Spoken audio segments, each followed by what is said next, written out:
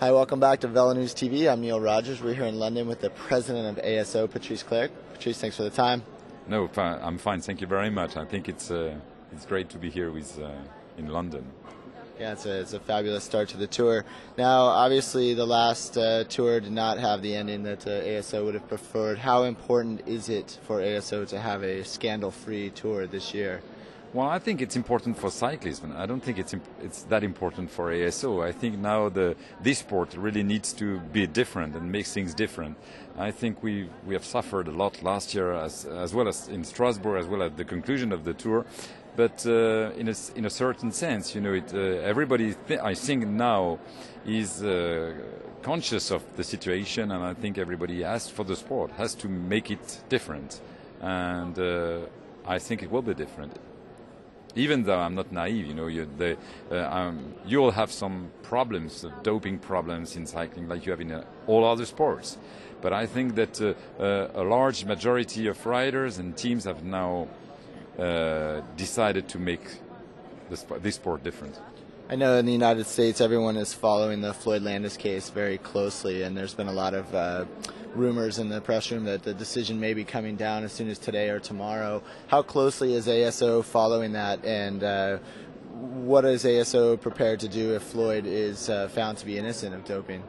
Well, I think that first of all, the past does not interest me that much. I'm more focused on the future. I think the past of that sport has been damaged and severely damaged by many affairs, starting in the early 90s.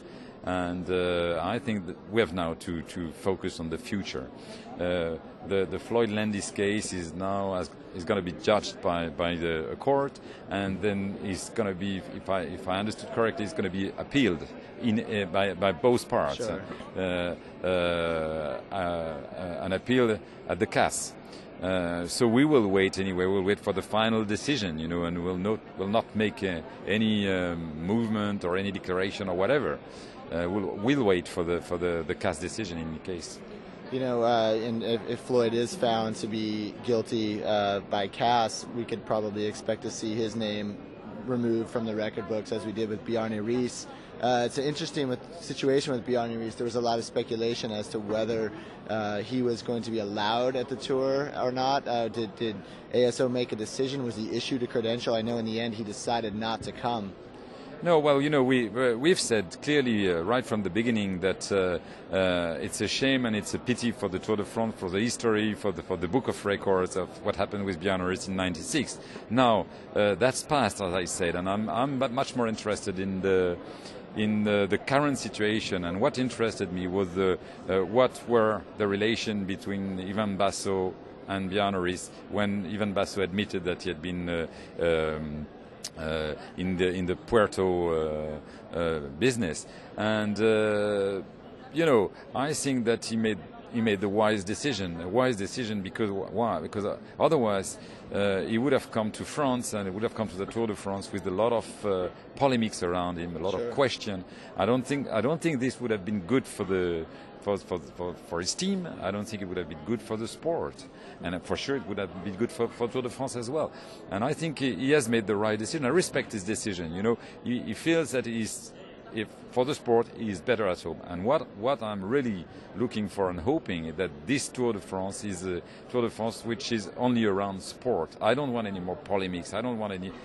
I really want the sport. If you like the sport, cycling sport, you have to pray for a great Tour de France with a lot of festive Sure. surroundings. Now, is it, just to follow up though, is it fair to say that as the manager of the CSC team, Bjarne, if he chose to come to the tour, it's okay with ASO for him to be Yeah, well, I don't think we have that's a CSC decision, and we have said clearly that we wanted the Puerto situation to be clarified, and CSC gave us insurance that they had no problem, and that Bjarne Riis had no problem with the Puerto operation.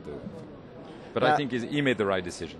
The pledge that the UCI had the riders sign before this race, everybody is calling it a UCI pledge, but at the same time, I know Christian Prudhomme said anybody who doesn't sign the pledge would not be allowed at the Tour. Can you talk about how closely the UCI and ASO work together on that document? Unfortunately, not very close.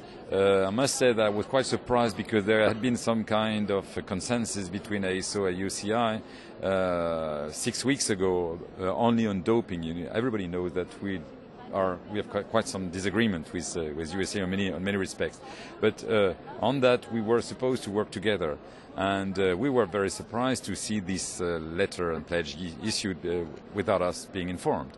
Now, having said that, we just before UCI made public this letter, we've written to all the teams and saying more or less the same thing. And for us, it's very important that all the riders take a personal commitment, and not only a commitment on honor. Because when you have if you have no honor, you can engage your honor. So but we wanted every rider to take a commitment, and a commitment also based on a financial sanction. And I think this is very important because it shows at least that if one is not playing correctly, then after it's not a question of the world of cycling, it's a question of the individual being guilty of not having respected his commitment. Do you think that this Tour is clear of riders who may have been involved with Puerto? I know there's a few people who were not at the race last year because of Operation Puerto who are here this year. Do you feel confident that they were not involved? Well, I think that we have apparently, according to what we know and according to all the information we know, there are absolutely no rider participating in this year Tour de France involved in any way with Puerto. That's what we know for sure. Now, if there are information which are not so far released, then we will make the necessary step during the race.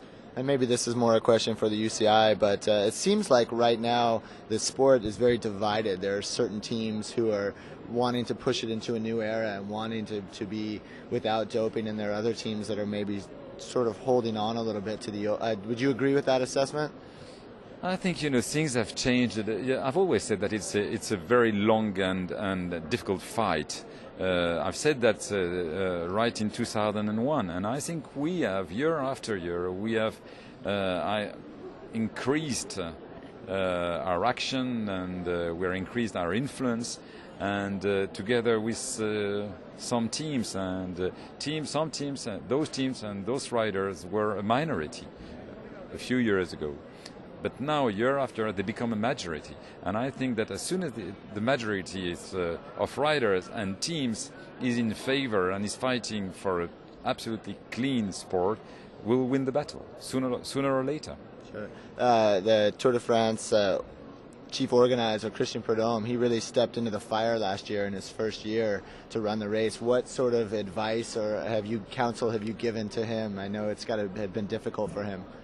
Well, Christian is the right man for this period and for this time of the history of the event, and he is the right man because he is a straightforward man, and he hates doping, he hates scandal, he hates polemics, and he really wants a clean sport, and he really wants this event to regain 100% of its credibility, and I trust him. He will do it. Beyond the prologue in London tomorrow, what other stages are you really looking forward to throughout the next 3 weeks? I think it's a very interesting route this year, starting in London with all those images we will go around the world in every news, in every country, in every channel. I think you will see the peloton on Tower Bridge or the riders in front of Buckingham Palace, and I think that's good for cycling. And right after that we'll be in Belgium, and the enthusiasm of the Belgian people, the Belgian fans for cycling, so for sure it's going to be great, and very soon we'll be in the Alps. So I think this Tour de France definitely is going to be very, very interesting, very open and very interesting. Patrice, thanks for your time. I appreciate it. Thank you very much. Merci beaucoup. Merci.